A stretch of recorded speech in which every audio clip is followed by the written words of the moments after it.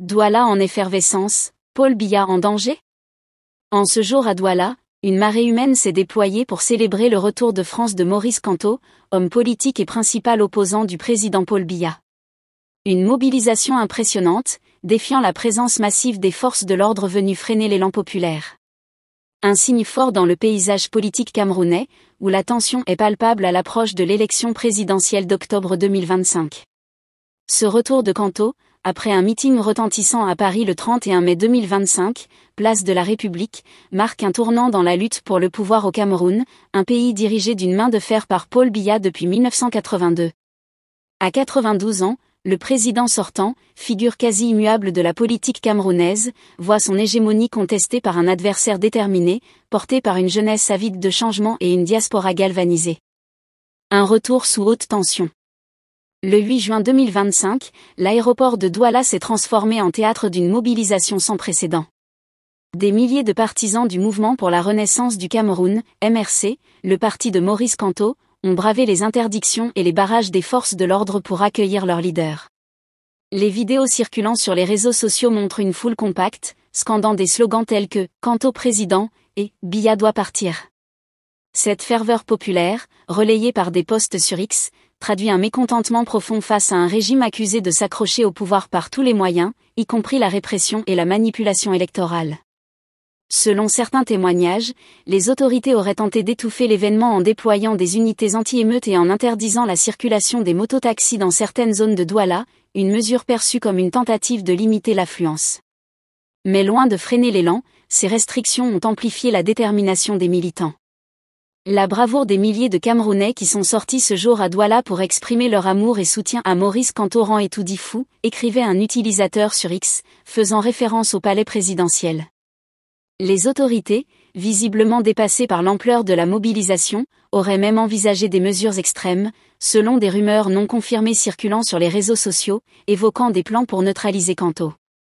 Ces allégations, bien que non vérifiées, témoignent du climat de suspicion et de peur qui entoure ce retour. Maurice Kamto, ancien ministre délégué à la justice devenu l'opposant le plus redouté du régime, n'a pas hésité à capitaliser sur cette dynamique. Lors de son arrivée, il a prononcé un discours enflammé, appelant à une « mobilisation pacifique » pour « libérer le Cameroun de l'oppression ». Il a réaffirmé son intention de se présenter à la présidentielle de 2025, défiant les obstacles juridiques imposés par le régime.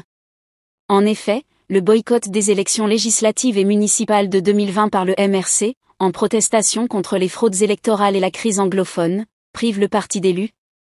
Une condition théoriquement nécessaire pour présenter un candidat à la présidentielle selon l'article 121 du Code électoral. Pourtant, Kamto, juriste chevronné, soutient qu'il n'y a aucun obstacle juridique à sa candidature, s'appuyant sur des élus ralliés à son parti et sur l'Alliance politique pour le changement, APC, une coalition qu'il dirige. Un climat politique explosif. Le retour de Kamto intervient dans un contexte politique particulièrement tendu. Paul Biya, au pouvoir depuis 43 ans, reste une figure centrale mais fragilisée. À 92 ans, ses absences répétées et les spéculations sur son état de santé alimentent les doutes sur sa capacité à briguer un nouveau mandat. Pourtant, le Rassemblement démocratique du peuple camerounais, RDPC, son parti, multiplie les appels à sa candidature, orchestrés par des figures clés comme le ministre Malachi Manaouda ou des élites régionales. Ces initiatives, relayées par la Cameroun Radio-Télévision, CRTV, et sur les réseaux sociaux, visent à consolider l'image d'un président toujours en contrôle, malgré les critiques croissantes. Cependant, la stratégie du RDPC semble de plus en plus contestée.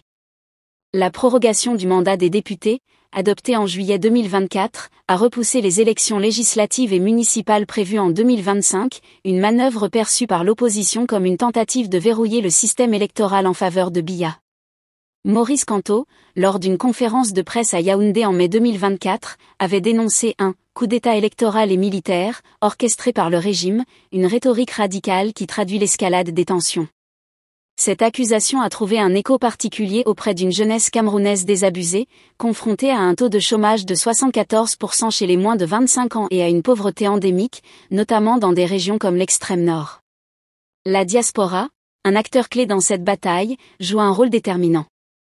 Le meeting de Paris, où Kanto a rassemblé des milliers de Camerounais le 31 mai 2025, a démontré sa capacité à mobiliser au-delà des frontières.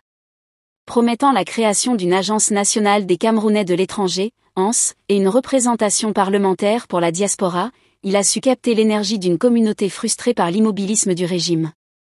Kanto est le messager de l'unité, clamait un organisateur à Paris, un message qui résonne dans un pays où la fracture entre le pouvoir et la population s'élargit.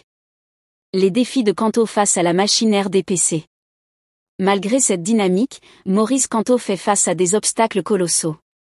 Le régime de Biya, surnommé la « machine RDPC », dispose d'un contrôle quasi total sur les institutions, les médias publics et les ressources financières. Les arrestations de militants du MRC, comme celle d'Alain Fogg et Bibou Nissak, condamnés à 7 ans de prison pour « tentative d'insurrection » en 2020, témoignent de la répression systématique exercée contre l'opposition. De plus, les dissensions internes au MRC, marquées par l'exclusion de figures comme Maître Michel Ndoki, fragilisent la cohésion du parti. L'opposition elle-même reste divisée.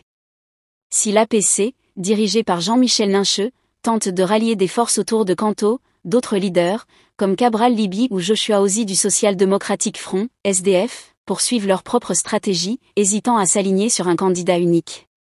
Cette fragmentation, combinée à la méfiance de Kanto envers d'éventuels taupes du régime, complique la formation d'une coalition solide capable de défier Biya. Le régime, de son côté, ne reste pas inactif.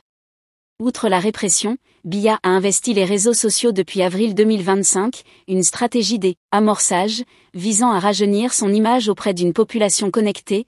46% des Camerounais ont accès à Internet. Ces messages, axés sur l'unité nationale et le développement, contrastent avec l'image d'un président distant, mais leur impact reste limité, avec seulement 0,6% de la population active sur X, selon des experts. Une jeunesse au cœur de la bataille. La jeunesse camerounaise, qui représente 60% de la population, est le véritable enjeu de cette élection. Désespérée par le manque d'opportunités et lassée par des décennies de promesses non tenues, elle voit en Kanto un espoir de changement. Si notre pays doit survivre, il faut préparer les jeunes, a-t-il déclaré, mettant l'accent sur l'éducation et l'emploi. En face, le RDPC tente de reconquérir ce segment en organisant des événements comme